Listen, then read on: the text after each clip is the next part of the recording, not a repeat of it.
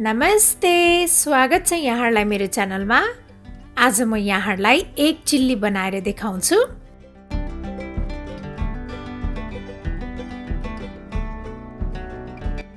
एक चिल्ली बनाउन पनि सजिलो छ र यो खाँदा पनि एकदमै मिठो हुन्छ।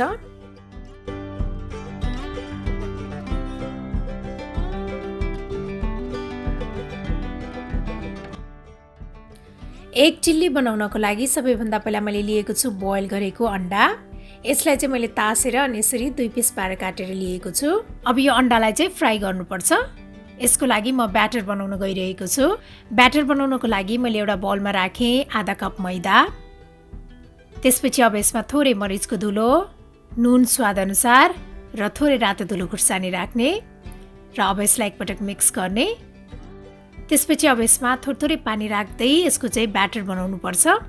ब्याटर चाहिँ धेरै बाक्लो अथवा धेरै पातलो बनाउनु हुँदैन, ब्याटर चाहिँ ठिक्कको हुनुपर्छ। यतिको भएपछि हाम्रो यो ब्याटर रेडी भइसकेको छ। अब यो अन्डालाई चाहिँ यसरी ब्याटरमा डुबाउने।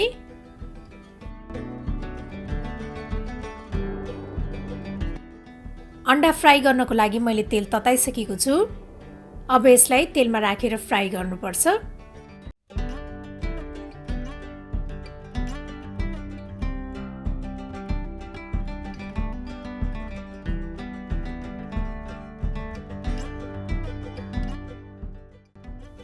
यतिको भएपछि अन्डा रेडी भइसकेको छ। मैले यसलाई एउटा प्लेटमा राखेँ र बाँकी रहेकोलाई पनि यसै गरी फ्राई गर्ने।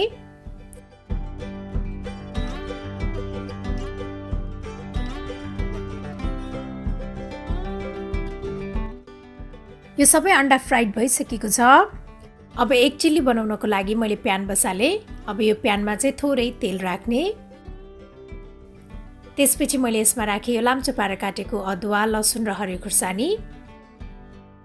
यसलाई एकैछिन चलाइसकेपछि अब यसमा जिरा धनियाँ पाउडर र थोरै नुन पनि राख्ने र थोरै रातो धुलो खुर्सानी राख्ने र अब यसलाई एकपटक मिक्स गर्ने। त्यसपछि अब यसमा यो प्याज पनि राख्ने। त्यसपछि मैले लिएको छु यो रातो र हरियो क्याप्सिकम। अब यसलाई पनि यसैमा राख्ने र यो सबैलाई एकैछिन चलाउने। अब यसमा मैले राखेँ सोया सस।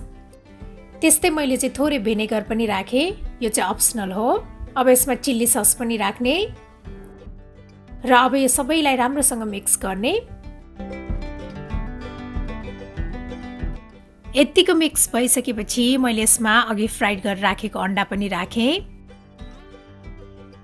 र अब यो सबैलाई राम्रोसँग मिक्स गर्ने।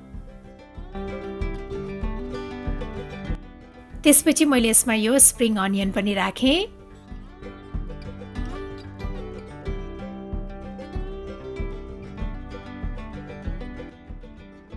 अब हाम्रो यो एक चिल्ली चाहिँ खानको लागि रेडी भइसकेको छ।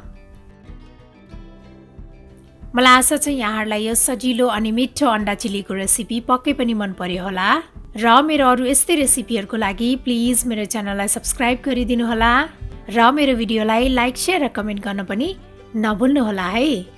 Thank you for watching. Bye by.